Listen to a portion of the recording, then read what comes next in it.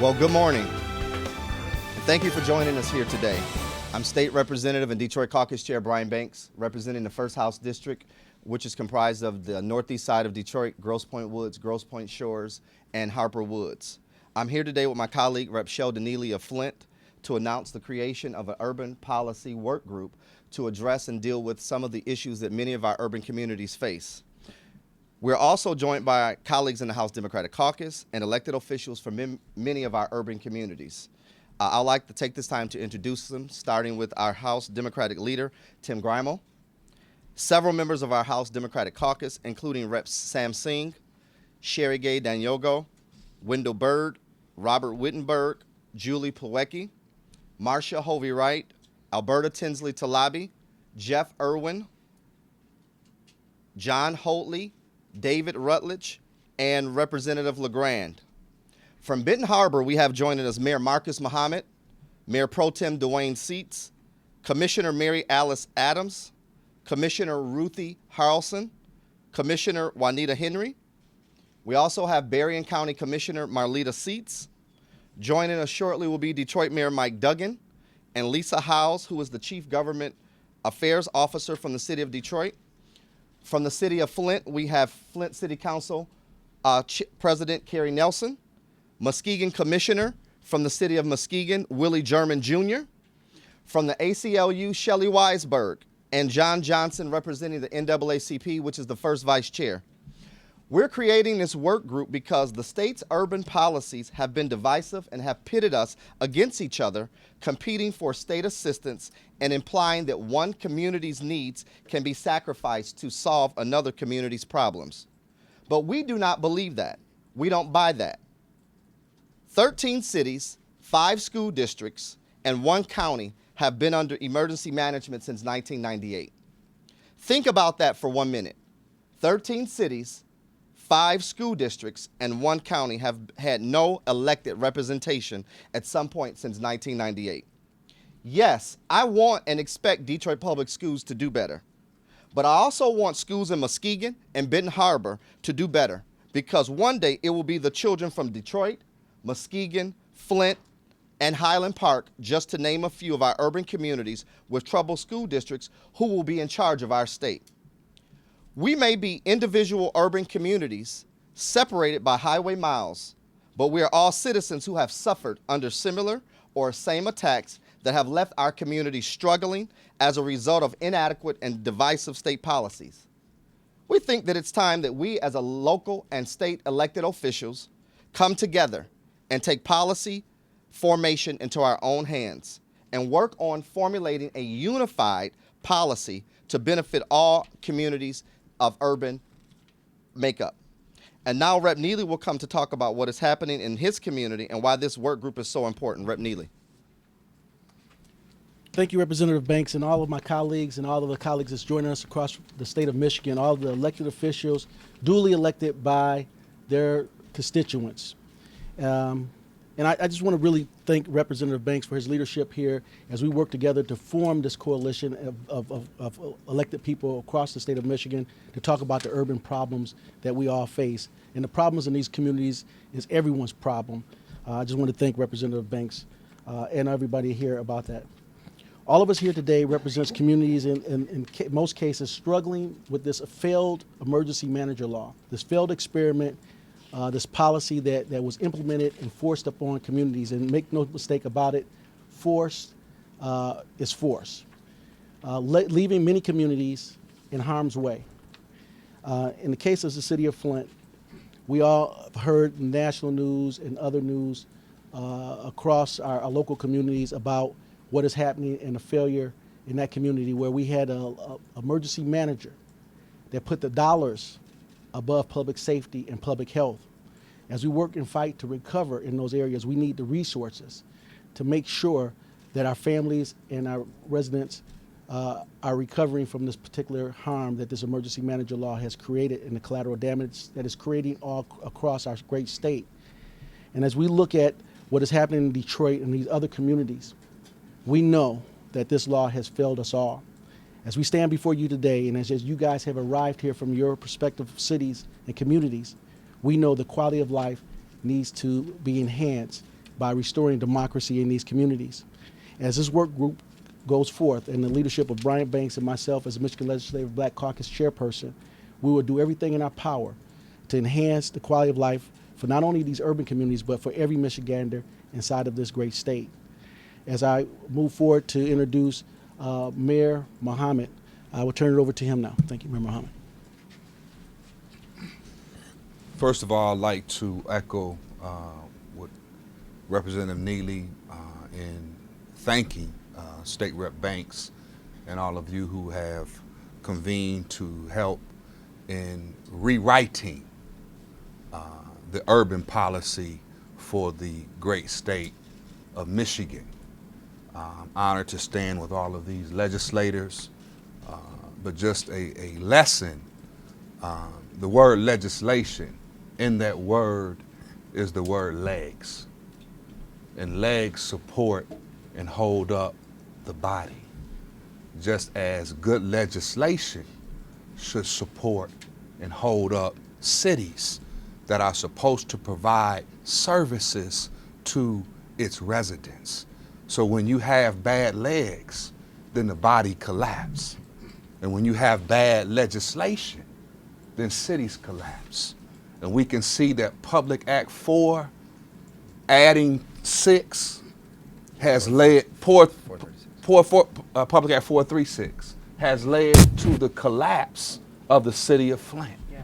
It has led to the collapse of Detroit public schools. Yes. It has led to the collapse of the city of Benton Harbor in many respects, where the voice box of democracy is destroyed and crushed.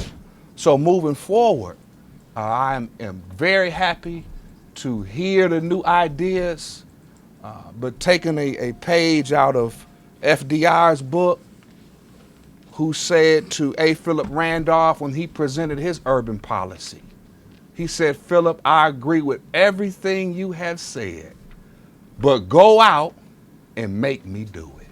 So we can have 100 work groups, but if we don't make those in power do what we are asking, then we're just getting together with coffee and donuts and business as usual. So thank you. Thank you, Mayor Muhammad. And just so we are all on the same page, this work group is created to create a path to address the issues that our urban communities face. We have a meeting scheduled with the governor and his staff to ask them to come into a partnership to assist us in addressing some of these issues. So this is not a work group to focus on finger pointing or blaming, but it's to address the concerns and to get some good policy legislation drafted and moved in the months to come that will help our cities thrive. And so, having said that, we're going to hear from the Honorable Mike Duggan, the mayor of the city of Detroit, and we've seen what he has been able to do in the city of Detroit with getting Detroit on a path to be sustainable and a vibrant city that it once was. So we're going to call now for Mayor Mike Duggan. Well, I want to thank Representative Banks and Representative Neeley for doing this, because it's something that's long overdue, and it's something where the urban mayors are probably not spending enough time getting together ourselves, and maybe with the initiative from our legislative leaders, they'll push that. This isn't intended as an us versus them thing. It's an effort to structure an agenda that will be good for cities. And all you have to do is look at national and world demographics. A larger share of this world's population, this country's population, is moving into cities every year, and it's going to continue to happen for years. So strong cities are good for the state of Michigan. And we have had individual instances of good urban policies. In 2014, with the efforts of the people here, we passed a bill that made it much tougher for scrappers to steal and sell metal in our cities. It's been very effective. We passed a bill that dramatically cut foreclosures, headed off 30,000 foreclosures in the city of Detroit by allowing the county treasurers to structure repayment deals at lower interest. Those were examples of good urban policy that we were able to forge bipartisan support. But they were one-off kind of issues. And what Representative Banks and Representative Neeley have said is, let's not deal with this on a one-off basis. Let's figure out what would strengthen the urban communities across this state, put together a comprehensive policy, and push that legislative agenda. And I'm just so pleased they've taken this initiative, and I'm very proud to be a part of it, and I'm glad to be with you here today. Thank you. Thank you, Mr. Mayor. And we're going to hear from Flint City Council President Carrie Nelson, just to share some things that Flint has dealt with other than the water crisis, but just to hear some of the issues that Flint has dealt with as a result of our urban communities being under attack. Good afternoon, and thank Representative Banks and Representative Neeley for the invitation. It is true that Flint has this special struggle, but even the cutting of our revenue share from the state has affected the city in many ways of job development, handling and tackling blight in our city, giving the basic needs to the residents of Flint. Representative Neeley is there and here fighting for us every day, and we appreciate that because there is a lot going on in Flint. The population of people are moving away from Flint. Our urban communities are slowly on life support, and we support this initiative that Representative Banks and Neeley has done today. I will pour my whole heart into doing whatever I can to, as the mayor of Detroit said, to make it a strong city again. I'm determined to make Flint viable in a place to visit. It's pleasant, and you don't have to worry about the troubles of the water struggle or job struggle or blight, economy, development in our city. We want that all back. We deserve to have it back. And whatever part that I can play in the Flint City Council can play in as president of the council, I'll urge my colleagues to take and play a big part in this. My hat goes off to these two gentlemen today. I'm just glad to be a part of it, and whatever Flint or I can do to bring it back where it should be. And I know that I was born and raised there, and I remember the days, and those days I remember. I'm heading back there. I'm determined to make it, as I was growing up as a child, to make it safe, a environment full of job growth, economy development, business are pouring in. Once again, I'm determined to do that. And I thank State Representative Banks and Neeley for leading this charge. And as the mayor had said earlier, we have to be the legs. We have to go out and do the job. And I'm determined to be a good soldier and stay on the battlefield. Thank you.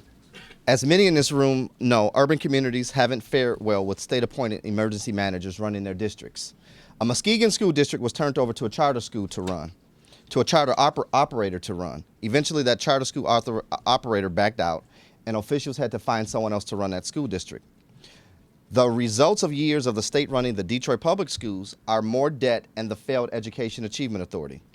Education and infrastructure problems are front and center now, but those are not the only issues our urban communities face. Detroit and many of our urban drivers, simply because of their addresses, pay some of the highest insurance rates in the state.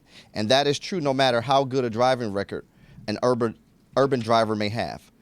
Our communities struggle with access to health care because there aren't enough clinics or healthcare providers to serve our residents. Cuts to revenue sharing have created problems for local officials trying to provide police and fire services, trash removal, and fix local roads.